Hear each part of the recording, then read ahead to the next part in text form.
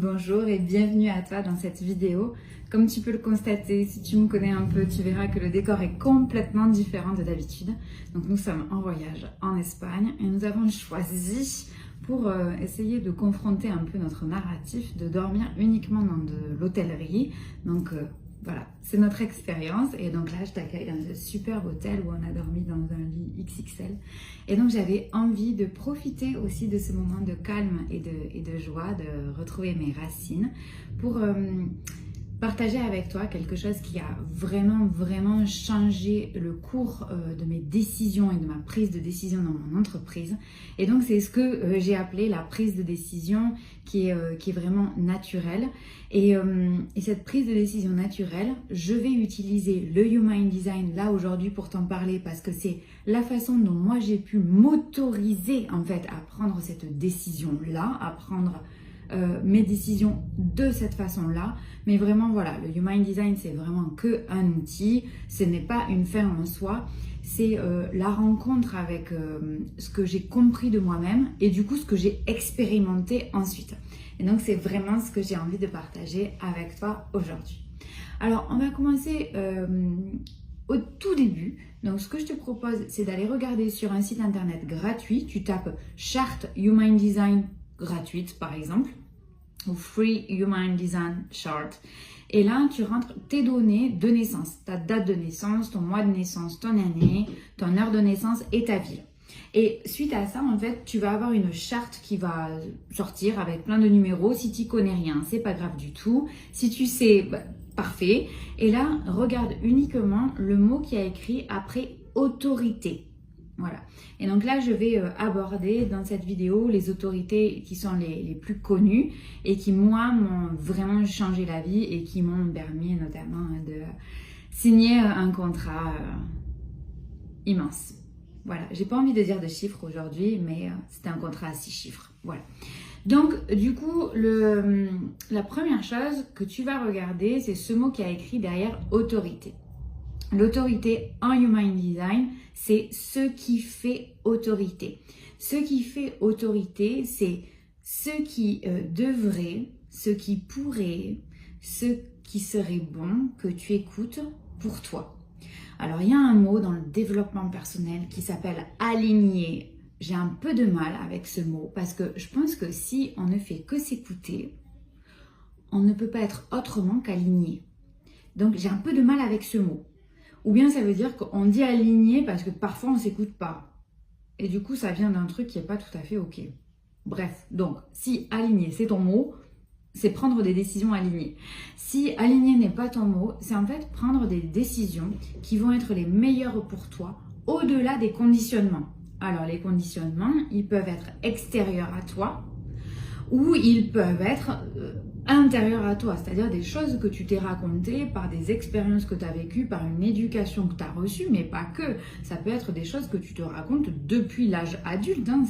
Tout ne vient pas que de la petite enfance ou de l'enfance, pas du tout. On continue à créer chaque jour des croyances et dans tout limitantes.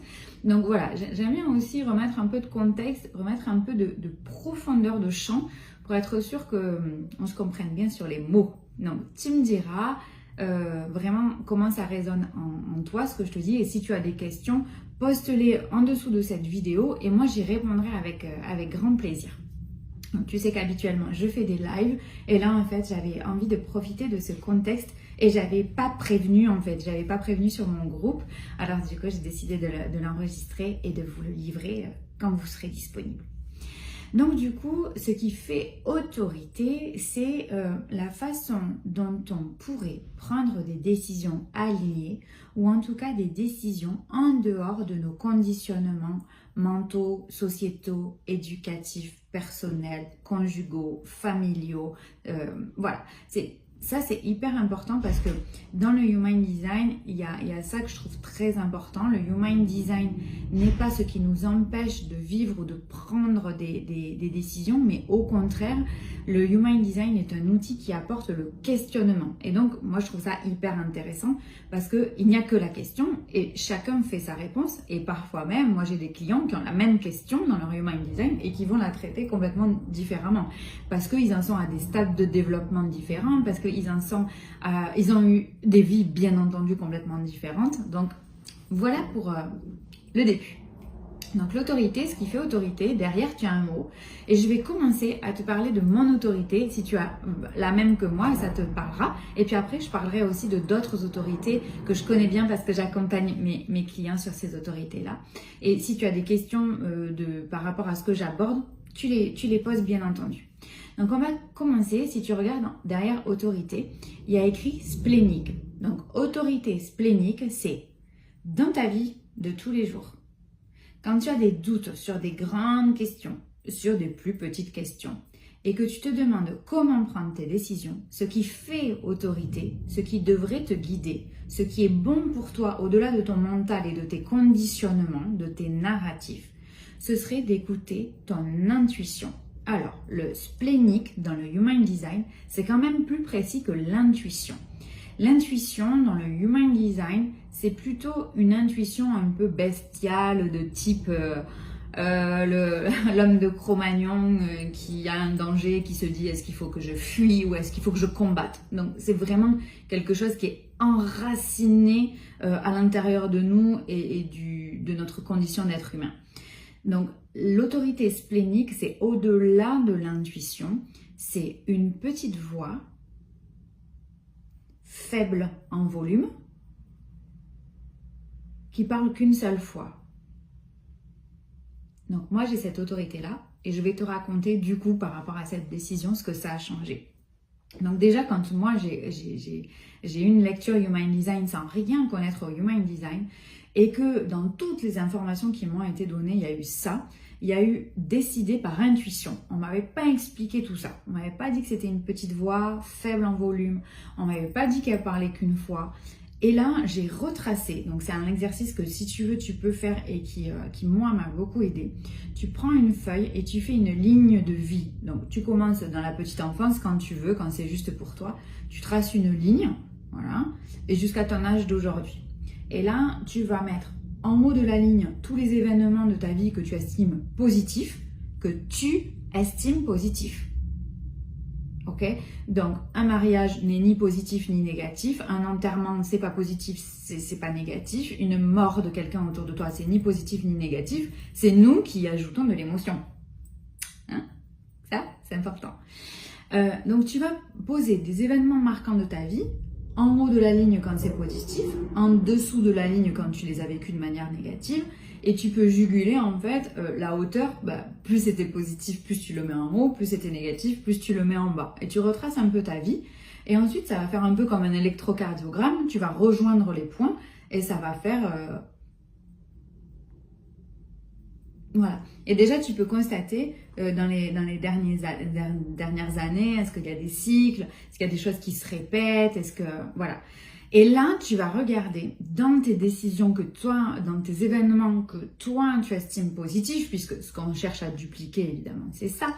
Tu vas regarder, en fait, comment tu t'y es prise ou pris pour prendre ces décisions-là. Comment tu as fait pour prendre ces décisions?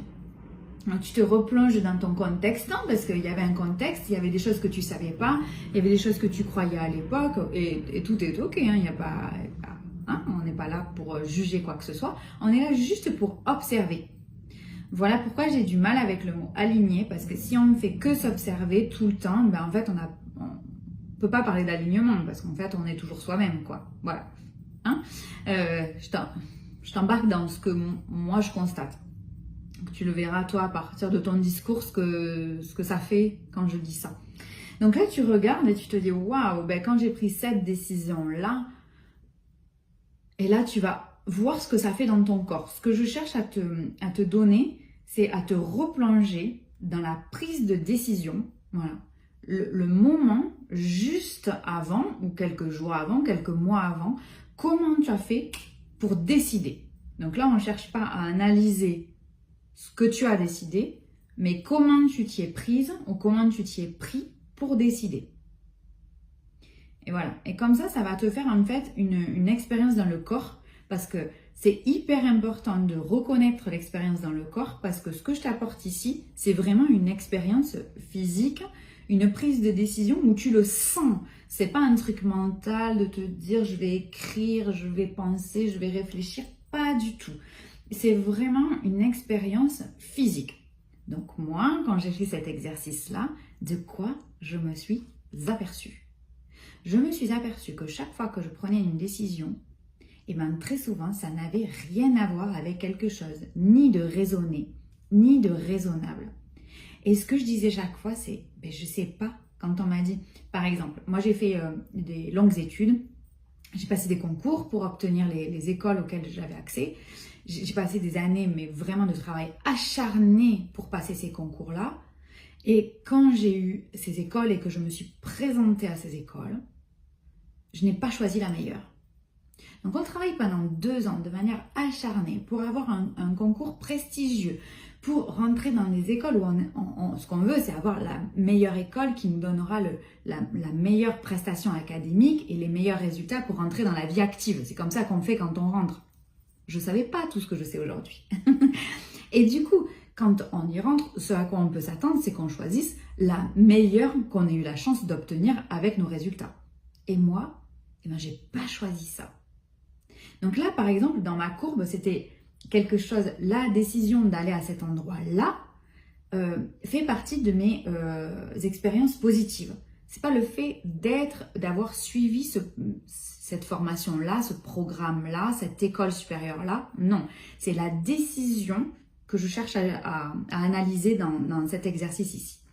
Et donc, quand on est dans cette décision-là, moi je l'ai senti dans le corps. C'était comme une évidence. Je suis arrivée, j'ai dit, c'est là.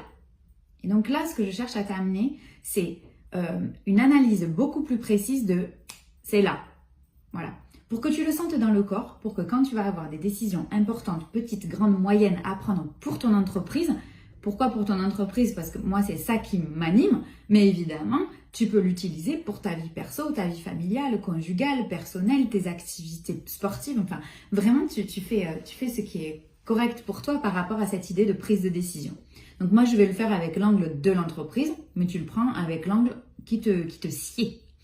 Donc, une fois qu'on a ce souvenir de la décision dans le corps, je vais te parler donc de la décision splénique.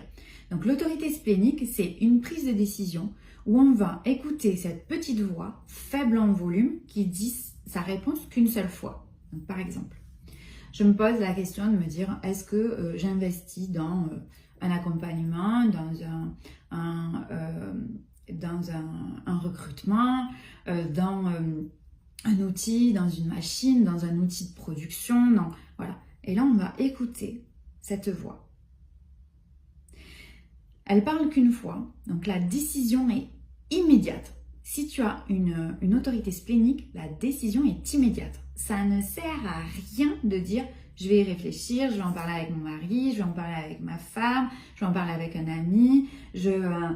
Tout ça, si tu te dis ça alors que tu as une autorité splénique, et je vais te dire que moi ça m'arrive aussi, c'est que tu es en train de confronter un truc mental qui t'arrange pas. Donc, tu as eu une décision, tu as eu la réponse immédiate, mais la réponse immédiate t'arrange pas. Et tu te dis, waouh, j'aimerais bien que ce soit autre chose. Ah oui, mais là, ça ne m'arrange pas en fait, parce que j'aurais bien aimé que la voix elle dise oui, mais elle dit non. Et moi, ça m'est déjà arrivé. J'ai eu l'année dernière un client exactement en plus à la même date qu'aujourd'hui, donc c'est quand même génial, qui s'est présenté à moi. C'était le client parfait. Un homme, donc moi j'ai toujours accompagné... jusqu'à cette année, en fait, j'accompagnais 100% d'hommes. J'avais pas de femmes dans ma clientèle. Donc, un homme, et moi j'adore ça parce qu'il y a une remise en question qui est immense. Donc, un homme qui venait, qui avait un biais cognitif que je connais bien, qui voulait travailler sur un sujet qui était absolument exceptionnel, qui voulait travailler sur une modalité personnelle et pas professionnelle. C'est quelqu'un que je connaissais pas du tout, qui était dans un univers différent de moi, qui était très connecté à la nature. Enfin, il y avait énormément d'éléments qui faisaient que c'était le client parfait. Il me contacte et ma voix, elle me dit non, pas. Mais là, ça m'arrange pas du tout. Ça m'arrange pas du tout parce que c'est le client parfait pour une offre sur laquelle j'ai travaillé, qui était un accompagnement vraiment comme d'habitude, hein, individuel, et où chacun a sa place, ça change rien.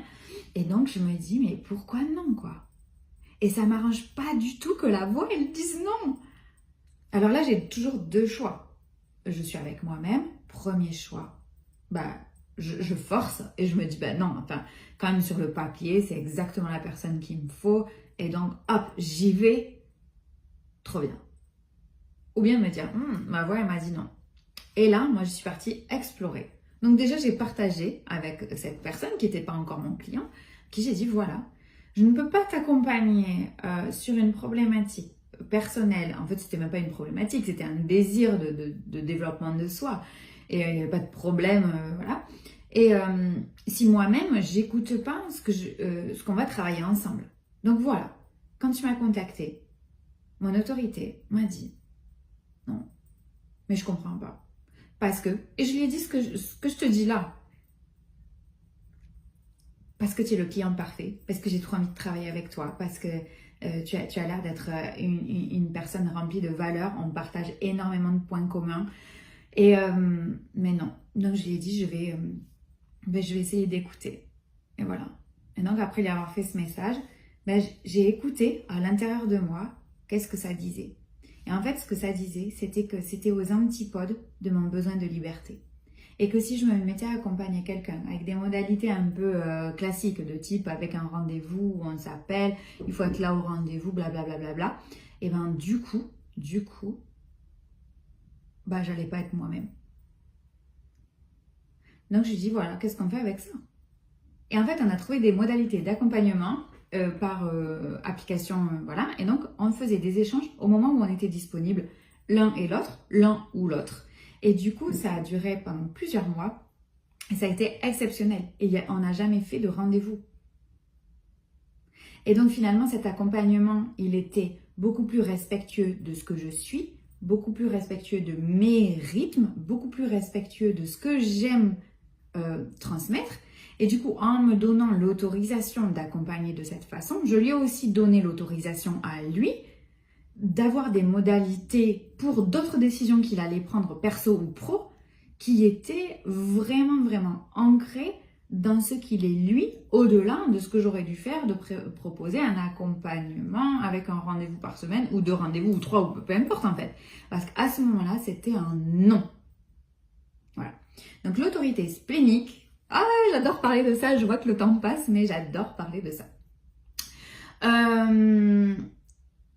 Ok, donc je prends une décision, la voix est immédiate, j'ai oui, j'ai non, j'ai le choix d'écouter ou pas. Si j'écoute, ça m'amènera plus loin, plus vite. Si j'écoute pas, ça m'amènera quelque part, c'est pas grave.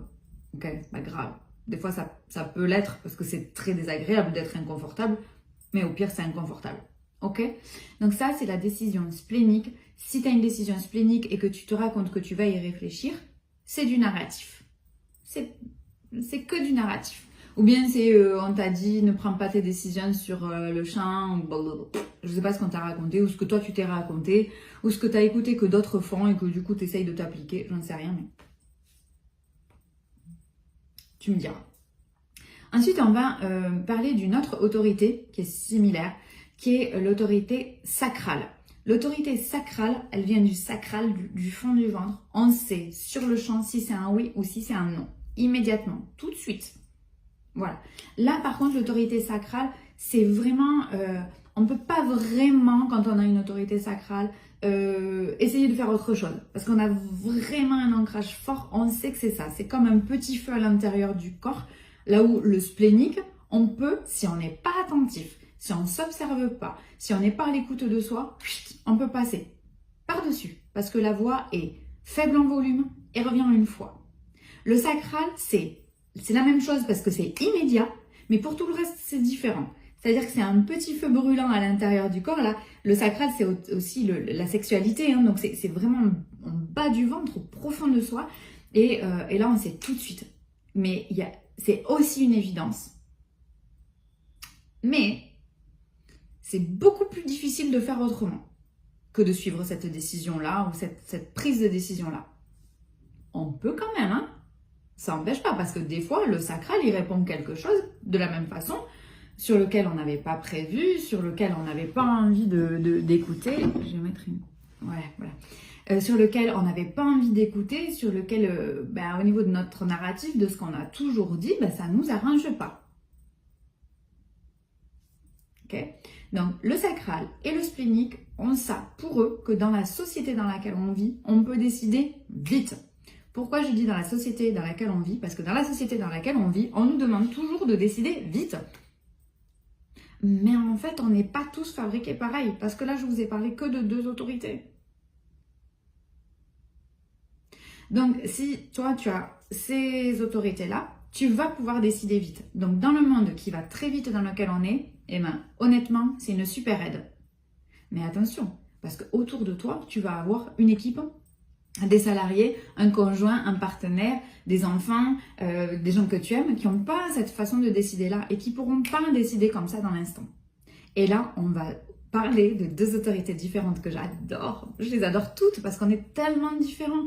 Et du coup, voir comment dans nos équipes, dans nos partenaires, dans nos fournisseurs, mais aussi évidemment de manière personnelle, dans nos conjoints, notre famille, ça se passe, c'est dantesque parce qu'on va pouvoir respecter l'autre profondément dans ce qu'il est. Et si tu as la chance d'accompagner des êtres humains, parce que tu es chef d'entreprise et que tu as une équipe ou des équipes, si tu accompagnes d'autres professionnels ou tu accompagnes des individus, ça va être une clé immense pour les aider à décider. Voilà. Et donc, quand tu entends des gens qui disent « je ne sais pas comment j'ai fait, mais je le savais », en général, c'est ce type d'autorité-là. Maintenant, passons à l'autorité émotionnelle. C'est une autorité qui est hyper répandue en Human Design. Donc, cette autorité-là, moi, ce que je conseille quand j'ai des gens qui me disent « Ah oui, sur mon Human Design, j'ai vu que mon autorité était émotionnelle. » Ça passe par, moi, j'aurais fait la ligne de vie, ce dont j'ai parlé au début, mais je ferai un exercice supplémentaire. C'est pendant, je dirais, une petite semaine. Ouais, une semaine, je trouve que c'est bien. Une semaine où on va venir s'observer. On va observer à l'intérieur de soi les cycles émotionnels, les vagues émotionnelles. Donc, selon plein de choses, tu vas avoir des vagues comme ça, ou comme ça. Ok? Ça dépend de plein de choses, mais ça dépend de toi. Donc déjà, essaye de constater tes vagues émotionnelles. Est-ce qu'elles sont grandes, moyennes ou plutôt petites? C'est une ondulation. Ok? Et ensuite, ce que tu vas observer, c'est le temps que ça prend, ton autorité émotionnelle, pour partir de là, monter, descendre et revenir. De là, monter, descendre et revenir. Ok? On cherche du point 0 au point 0. Donc ça peut faire. Ça peut faire. Ou ça peut faire. Ok? Donc on cherche à avoir un cycle entier. Donc moi, parmi les gens que j'accompagne, j'ai eu des gens, 4 heures, c'est un cycle complet. Il y en a, c'est une journée. Il y en a, c'est 24 heures. L'autorité émotionnelle et la personne qui a inventé l'expression « la nuit porte conseil ». Il n'y a que pour les autorités émotionnelles que ça fait sens. Parce que les 2 premières qu'on a déjà vues, ça décide de suite. Ok? Donc ça, trop important. Donc, quand vous avez des gens qui vont, je ne sais pas, faire des courses et qui veulent acheter un joli manteau qui ont une autorité émotionnelle, on ne peut pas forcément acheter le manteau aujourd'hui. Ouais, il est vraiment beau. Ouais, il répond à tous mes critères. Ouais, il est doux, il est chaud, il est beau, il est au prix. Mais je vais réfléchir. Alors, quand on a une autorité splénique au sacral, on ne peut pas comprendre cette idée-là.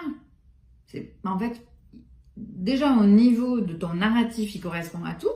Plus tu sens que c'est oui, mais pourquoi tu ne prends pas tout de suite? Parce que l'autorité émotionnelle a besoin de ce cycle qui peut durer 4 heures, 8 heures, 12 heures, 24 heures, 48 heures. En général, franchement, j'ai jamais, moi, rencontré quelqu'un pour qui le cycle dure plus de 48 heures. Bon, donc c'est pas non plus une décision qui va prendre 3 mois. Ok? Donc évidemment, pour un manteau, ça n'a pas beaucoup d'importance. que. Mais pour d'autres décisions, et là c'est l'objet de mon training, c'est que dans les décisions en entreprise, il va y avoir besoin de temps. Donc comment on fait pour se poser la question? Déjà, et je sais que c'est au-delà de toutes les règles du coaching qu'on peut apprendre, mais comme je suis formée au coaching, je peux le dire là en étant vraiment complètement transparente, l'autorité émotionnelle, on lui pose des questions fermées. Pourquoi? Parce qu'on cherche soit un oui, soit un non. Et c'est ça qui va faire que la personne qui a une autorité émotionnelle, lorsqu'elle est dans une prise de décision, va pouvoir prendre sa décision en accord avec ce qu'elle est. Si tu accompagnes des gens qui ont une autorité émotionnelle, c'est une clé énorme là que je suis en train de donner. Donc, l'autorité émotionnelle, on va poser une question fermée tout le long du cycle. On va reprendre l'exemple du manteau parce qu'il n'a pas du tout d'émotion. Donc, c'est facile à prendre. Je sais que tu ne vas pas pouvoir regarder dans les décisions que tu as à prendre aujourd'hui. Donc là, on dit, est-ce que ce manteau me convient? Oui. Et puis en général, les autorités émotionnelles, c'est un vrai oui, quoi. On a l'impression que ça ne peut pas changer. Ça pourrait revenir au début, là, comme les autres autorités spléniques et sacrales. Ok? Ça pourrait revenir à ça. Sauf que, on va aller reposer la question. Une fois qu'on sait le temps que ça dure, on va prendre là l'exemple que ça dure 24 heures parce que c'est simple. Ok. Donc on s'en va du magasin et un peu plus tard dans la voiture, on s'est dit, est-ce que ce manteau c'est celui-là qu'il faut? Oui. Est-ce que ce manteau c'est celui-là qu'il faut? Oui. Est-ce que c'est ce manteau qu'il me faut? Oui. Est-ce que c'est ce manteau qu'il me faut? Oui. Est-ce que c'est ce manteau qu'il me faut? Oui. Est-ce que c'est mon manteau qu'il me faut? Oui. Ok, c'est bon. Je peux aller acheter le manteau. Ça peut se passer. Est-ce que c'est le manteau qu'il me faut? Oui. Est-ce que c'est le manteau qu'il me faut? Ah non, mais c'est celui de toute ma vie. Est-ce que c'est celui qu'il me faut? Non, mais c'est trop bien. Je le veux, c'est celui-là. C'est le meilleur manteau de toute la vie. Est-ce que c'est ce manteau qu'il me faut? Ah ouais, trop bien. Est-ce que c'est ce manteau qu'il me faut? Ouais, je sais pas. Est-ce que c'est ce manteau qu'il me faut? J'avais quand même dit que je le voulais pas blanc. Est-ce que c'est ce manteau qu'il me faut? Ouais, ça grattait quand même un peu dans le cou, mais il était quand même bien. Et là, en fait, c'est le mental qui va prendre le relais en disant « Non mais attends, t'avais dit que tu le voulais ceci, cela, on va pas repartir, on va pas y passer 10 ans. » Et là, on a le mental qui dit « Non mais en fait, t'as dit oui, alors que c'est en train de dire non. » Et là, on remonte « Ouais, bon, il était pas mal. Ouais, je sais pas, je sais plus. » Dans une autorité émotionnelle, si dans la vague là, en haut ou en bas, à n'importe quel moment, on a un non, c'est non. On peut essayer de s'arranger pour dire qu'avant on avait dit oui. On peut si on veut. Mais c'est de l'arrangement personnel avec soi-même parce que ça ne nous arrange pas que ça dise non. Si dans n'importe quel moment il y a un non, c'est non. C'est un non. Donc plusieurs choix encore. Soit on dit, comme je m'étais dit que j'avais dit oui, et je dis oui parce qu'on vous a appris souvent les autorités émotionnelles à dire, c'est pas possible, mais t'avais dit oui et maintenant tu dis non, je comprends pas, c'était il y a 4 heures. Et tu changes d'avis comme ça? Oui. Ben oui, parce que je suis une autorité émotionnelle. Et je peux changer d'avis. Ok? Donc, un non est une réponse complète. Tu me diras ce que ça évoque. Voilà. Et du coup, soit quand toi, tu as une autorité émotionnelle, soit quand tu es au contact de gens. Moi, ma fille, elle a une autorité émotionnelle. Mais par exemple, quand elle choisit ses activités en début d'année, on ne peut pas s'inscrire là, direct, quand on fait le salon des associations de la ville. Non, non. On choisit. Là, évidemment, tout ce qu'elle choisit, c'est oui, parce qu'on est là. Et puis, on repose la question. T'es sûr que tu veux faire ça? Ouais, t'es sûr? Tu veux faire du cirque? Ouais, le cirque, c'est bien? Est-ce que le cirque, ça te convient toujours? Non. Le cirque, ça te convient? Oui, mais quand même, c'était bien de faire de la boule. Ok. Du coup, comment on pourrait faire du cirque sans que ce soit une activité qu'on ait à faire toutes les semaines? Bon, du coup, en fait, nous, on fait des stages de cirque une fois par an, quoi. Parce qu'en fait, quand après, on repropose de faire un stage de cirque, non. Par contre, elle est hyper contente quand elle va à son stage de cirque où ça a fait oui. Une fois. Pas toutes les semaines. Ok? Donc, du coup, cette réponse non, c'est un peu comme dans l'exemple que je te donnais avec mon client d'amour, là. Et ben, c'est se dire comment je vais pouvoir, quand j'ai un non, proposer à moi-même une autre modalité qui serait peut-être plus adaptée ou une activité similaire ou quelque chose. Voilà, il suffit peut-être de changer le curseur à gauche, à droite, là, ou en haut, en bas, pour que la décision elle soit plus adaptée. Mais telle quelle, non. Le non est une réponse complète. Ok? Donc, dans l'autorité émotionnelle, il y a plusieurs étapes. On fait la ligne de vie pour se rendre compte dans le corps. En deuxième, on observe sa durée propre de cycle émotionnel, là, de vague, pour partir de 0 jusqu'à 0. Et on pose enfin des questions fermées pour savoir si c'est toujours oui. Donc moi, par exemple, j'ai des gens, alors ça m'arrive pas souvent parce que, mais bon, je le partage quand même ici, j'ai des gens qui m'ont déjà dit, ouais, ton accompagnement, est-ce que tu pourrais m'en dire plus? Donc j'explique, et puis là j'ai des gens qui me disent, ben, je vais y réfléchir. Donc soit c'est des autorités émotionnelles, et dans ce cas-là, c'est vraiment super important. Donc moi j'ai une dame, j'espère qu'elle va rejoindre, là je suis trop contente. Elle a une autorité émotionnelle, et parce que je la connais, et du coup je me dis, eh ben, ma réponse a été, prends ton temps. Bah oui, parce qu'en fait, il n'y a que le temps qui va pouvoir lui dire si c'est un vrai oui. Par contre, une autorité émotionnelle qui dit oui, c'est un vrai oui. Parce que du coup, on peut dire avec des mots, réfléchi. C'est pas du tout réfléchi. C'est passé au travers des filtres. Alors là, c'est complètement différent. Donc, on ne dit pas à une autorité émotionnelle, oui, prends le temps d'y réfléchir. Non, prends le temps. Point. Parce que c'est pas de la réflexion, c'est de la sensation. On le passe au travers de nos filtres émotionnels. Ok? Ensuite, on part d'une autre autorité. Il y a une autorité qui s'appelle l'autorité mentale. Donc l'autorité mentale, j'adore, mais je les adore toutes parce que c'est tellement génial. Et en plus, on peut aller soi-même expérimenter les autorités des autres. Et l'autorité mentale, je l'ai moins testée sur moi. Alors que sur mon Human Design, j'ai une autorité splénique. L'autorité mentale, elle va proposer d'aller parler à quelqu'un de la décision que tu aimerais prendre. Pas de la réponse que tu aimerais t'obliger à faire. Hein. C'est-à-dire, j'ai une décision à prendre, est-ce que je recrute du personnel? Oui, non. Et du coup, je te parle pas de oui, je vais me convaincre qu'il faut, ou non, je vais me convaincre qu'il faut pas. Non, on est vraiment dans je me pose la question, et du coup, qu'est-ce qui serait le mieux pour moi? Et là, l'autorité mentale, si tu as une autorité mentale, ou que tu accompagnes des gens qui ont une autorité mentale, c'est important que ces gens-là parlent. Donc, parle à quelqu'un, mais ne parle pas avec quelqu'un. Alors, c'est là que c'est un peu difficile parce qu'il faut avoir des gens qui soient suffisamment ouverts d'esprit, suffisamment, avec une certaine conscience de ces choses-là. Et c'est en fait toi qui vas aller faire rebondir sur la personne tes pensées. Et quand tes paroles vont sortir, elles vont te revenir et c'est là que tu vas prendre une décision. L'idée, c'est vraiment... je sais qu'il y a des gens des fois qui m'ont dit « Ah non, mais moi je connais personne, donc ils m'utilisent. » Voilà. Et ils me parlent, et puis en fait, en me parlant, c'est bon, oui, ok, bon, hop, et je me le note. Et là, ça demande à celui qui est en face de ne rien dire. C'est pas de non, mais j'ai rien fait. Ouais, non, on s'en fout en fait. On s'en fout. Donc il faut avoir quelqu'un sur qui projeter ses paroles. Voilà. En fait, on le sort, on le voit, mais c'est immédiat, hein, ça se passe en quelques secondes. Mais c'est vrai qu'il y a ce truc de devoir en parler avec quelqu'un d'autre. Des fois, j'ai des gens qui m'ont dit, je connais une personne, est-ce que je peux m'enregistrer ma voix sur mon dictaphone? Oui, mais franchement, c'est moins bon.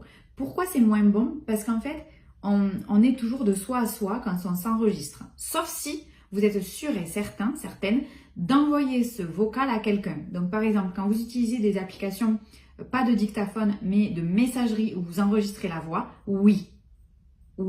Et parfois, moi, je dis ça à mes clients qui ont une autorité mentale. Je leur dis, tu utilises mon Telegram, tu me parles autant de temps que nécessaire. Des fois, c'est 1 minute, 3 minutes, 5 minutes, 10 minutes, 15 minutes, 20 minutes. Et tu vas décider. Et après, tu me dis le résumé de ce qu'il y a, parce que je ne vais pas forcément écouter 15 minutes. Parce qu'en fait, ça n'a aucun intérêt que j'écoute, forcément. Mais par contre, la personne sait que je peux écouter. La personne sait que je peux écouter. Et du coup, je vais aller plus loin. C'est important que toi, quand tu fasses ce message, ce vocal par exemple, tu sois sûr qu'en face, il y a quelqu'un qui peut écouter. Quelqu'un à qui tu vas pas dire « Non, mais ne l'écoute pas. Hein. » Ok? Donc, vois comment est ta personnalité. Mais évidemment, l'idéal, c'est d'avoir quelqu'un à qui tu expliques ça. Tu peux lui montrer cette vidéo, si tu veux, cette partie-là, en lui disant, j'ai besoin de quelqu'un sur qui faire rebondir mes pensées. J'ai pas besoin que tu répondes. J'ai pas besoin que tu me questionnes. J'ai pas besoin que tu dises quoi que ce soit. J'ai pas besoin que tu acquiesces ou que tu... Non, j'ai juste besoin que tu sois un réceptacle sur lequel je vais pouvoir projeter mes pensées. Ok? Donc ça, c'est autorité mentale. Et je vais aussi un peu parler d'un type en Human Design qui est le type réflecteur. C'est très rare, c'est 1% de la population, mais si tu l'écoutes et que tu es réflecteur, c'est quand même important. Les réflecteurs, ils ont besoin d'un cycle lunaire pour prendre leurs décisions. Donc s'il vous plaît, si vous avez des gens autour de vous qui sont réflecteurs, mais c'est hyper respectueux de respecter ce rythme-là qui est très différent de la société dans laquelle on vit. Et c'est pour ça que je commençais par les autres autorités en disant c'est hyper adapté pour la société dans laquelle on vit. Mais les réflecteurs, ils ont besoin d'un cycle lunaire. Donc 21 jours, 28 jours, ça va dépendre, voilà. Mais en gros, on est à plus de 3 semaines pour prendre une décision capitale. C'est pas des gens à qui on peut dire rendez-vous en terre inconnue, quoi. Prends tes affaires, on part au dernier moment en voyage pendant 2 mois. Pas du tout. Pas du tout. Les sacrales, là, les spléniques, oui. Enfin, ou non, hein, mais ils vont le dire tout de suite. Le réflecteur a besoin de temps. Donc, c'est un peu rapide, là, à ma fin, mais pour les réflecteurs, juste, il y a besoin de tout ce temps-là.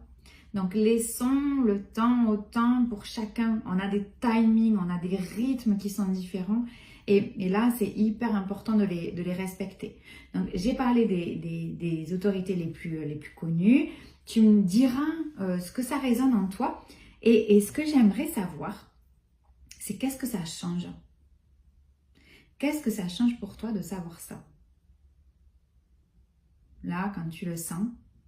Alors peut-être qu'il va te falloir un peu plus de temps, tu vois, pour poser les choses. Peut-être que tout de suite, tu vas pouvoir me le dire.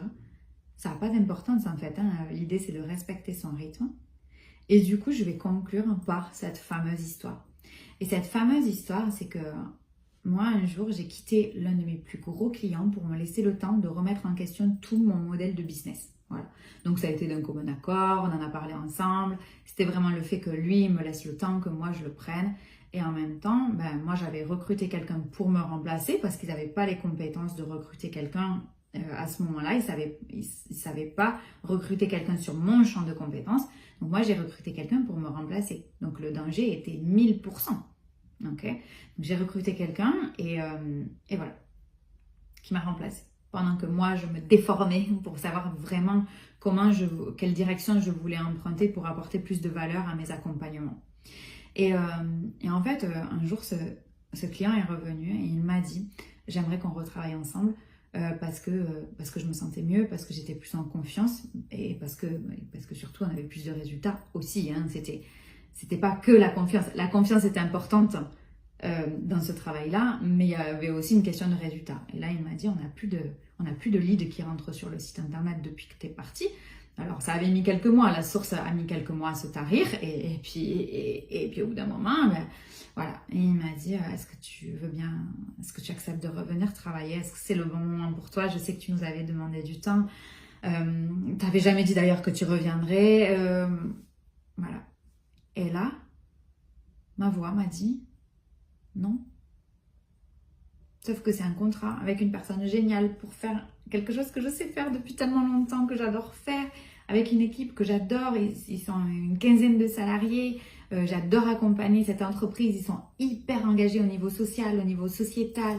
Leur produit fait une grande différence dans le monde. Donc, sur le papier, toutes les cases sont au vert et ce dirigeant-là, c'est quelqu'un que j'aime énormément. Enfin, non. Voilà. Et du coup, j'ai interrogé. J'ai dit, ok, et du coup, ça va être non à l'intérieur de moi. Et je dis, mais ça ne m'arrange pas du tout parce que j'aimerais. Et là, j'ai questionné mes curseurs. Et là, j'ai vu dans le corps. J'ai senti dans le corps. J'ai appréhendé dans le corps. Voilà pourquoi la ligne de vie est importante. En me disant, bon, et si c'était comme ça? Et si c'était comme ça? Et si c'était comme ça? Et si c'était comme ça? Oui, non, oui, non. Et là, mes curseurs, ils m'ont dit oui, non. Jusqu'à arriver à une proposition avec un contrat. Moi, je signe un contrat avec tous mes clients. Mais un contrat dans lequel ils n'intervenaient plus dans le processus de décision. Du tout. C'était moi qui décidais à sa place, évidemment, sur le marketing, la com, ce que moi je sais faire. Okay. Évidemment, pas sur la production, pas sur le recrutement, pas sur des études concurrentielles techniques, parce qu'il fabrique un produit extrêmement technique, pas du tout, hein, évidemment, sur mon domaine à moi. Et donc, je me retrouve avec un contrat quasiment d'associé de l'entreprise. Et aussi, dans le contrat, j'y ai mis ce à quoi je m'engageais, mais ça il le savait parce qu'il avait déjà travaillé avec moi, mais aussi ce dont j'avais besoin que lui s'engage. Et que si lui, ça il ne l'apportait pas, moi j'étais désengagée. C'est-à-dire, si lui, il n'arrivait pas en rendez-vous avec une préparation faite, le rendez-vous était reporté dans 15 jours. C'est énorme 15 jours pour avoir un rendez-vous. Je dis aussi que s'il arrivait en retard au rendez-vous de plus de 15 minutes, le rendez-vous était annulé et disponible uniquement dans 15 jours. Pourquoi? Parce qu'il est souvent en retard, parce que ça lui est arrivé d'arriver 1h30 après le rendez-vous et c'était pas un problème, parce qu'en fait moi pendant ce temps je peux faire plein d'autres choses et j'ai des clients avec qui travailler, donc mais non. Et en fait ce contrat-là, ça m'a pris, je pense, 3 heures, 2h30 de le réaliser, ce qui n'est pas énorme parce que c'est un contrat à 6 chiffres. Et en fait, j'ai jugulé comme ça les modalités. Donc, on peut se dire 2h30, 3 heures pour ça, c'est pas énorme. C'est pas énorme en temps, mais ça m'a demandé, là, de me recentrer dans le corps physique, vraiment, hein, sur qu'est-ce que je ressentais, jusqu'à ce que ce soit oui, oui, oui, oui, oui. Et ça demande une certaine patience, et ça demande d'aller au-delà du narratif, de me dire, mais attendez, je ne peux pas lui dire ça. C'est mon client. Je ne peux pas lui dire de se pointer à l'heure au rendez-vous, quoi. Mais si. Si. Et du coup, j'ai aussi jugulé le tarif.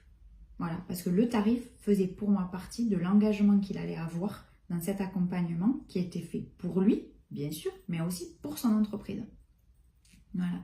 Donc, tu me diras ce que ça fait et puis aussi expérimente-le. C'est vraiment quelque chose dans la matière, quelque chose qui se fait dans la vie de tous les jours. Donc s'il te plaît, fais-le dans la vraie vie. Expérimente-le avec des petites décisions, des moyennes décisions, des grandes décisions pour voir ce que ça fait. Et surtout, s'il te plaît, j'aimerais vraiment savoir ce que ça a changé. Comment ça s'est passé. Parce qu'il y a la prise de décision, la décision et ensuite le déroulement de l'expérience. Et j'aimerais vraiment savoir, même si c'est dans une semaine, même si c'est dans 3 jours, même si c'est peut-être, je sais pas, dans 2 semaines, mais expérimente-le là, maintenant que tu le sais, ça en remettra plus tard et ça va bouger tes narratifs et ta conscience de toi. Et j'espère que tu pourras même plus parler d'alignement et que du coup, ce sera juste être toi. Voilà. Donc, merci infiniment. Partage-moi là en dessous ce que tu as expérimenté. Et je pense aussi que de voir d'autres l'expérimenter, ça permet aussi de planter une petite graine et de se dire, ça c'est possible chez d'autres. Et du coup, moi, je vais m'écouter moi-même. Voilà. Je t'embrasse très fort. Merci de la confiance que tu m'as accordée. Merci de tout le temps que tu m'as accordé aujourd'hui. Et j'espère que ça te permettra de gagner du temps, de voir les choses autrement, de sentir les choses autrement et que tu puisses t'autoriser à être pleinement toi-même dans ton propre rythme. Je t'embrasse et à bientôt. Salut!